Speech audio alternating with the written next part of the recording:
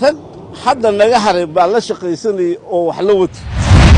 saddexdaas sano maalin uma imaan dangaarna uguma imaan dan kalena uguma imaan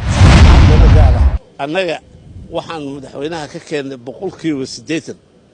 wixii chapter 4 lagu qoray oo la bedelay haddii aragti lagu kala duwanaaday dee wax laga soo qaaday ma jiraan waan rajaynaynaa ayagana in madaxweynaha iyo xukuumadda iyo dowladdu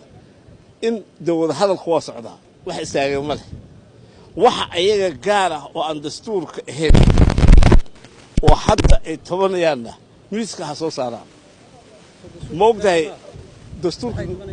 waa la xalliyey hadda cutubka afraad hal waxaa ku haray keliya laba waxaa ku haray wuxuu ahaa madaxweynaha hala soo doorto dadkaas soo doorto waxaa la yidhi madaxweynihii baarlamaan badooday waxaa la yidhi wasaaraha madaxweynaha ha magacaabo sidii ahaan jirta laakiin hana ceeri waa laga bedelo sidii hore lagu cesho baarlamaanka ka qaaday kalsoonida xisbiyadii saddexda la xiray waa la qaaday threshold sidii sharciyaddii 2016 aan samaynay ayaa la yidhi lagu cesho labada wuxuu ku harsan cutubka afraad in dadku waxa la rabaa ogaadaan waa guddiga doorashada iyo time limitka 4 sano ahayd 5 sano laga dhigay taasna waxaan qabaa siyaasiyiinta badankooda hadda wax ka qabo ma leh hal waxaan ku qorsanayaa 3 sano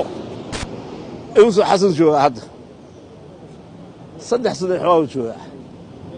rag hadda naga haray baa la shaqaysanayay oo wax la wata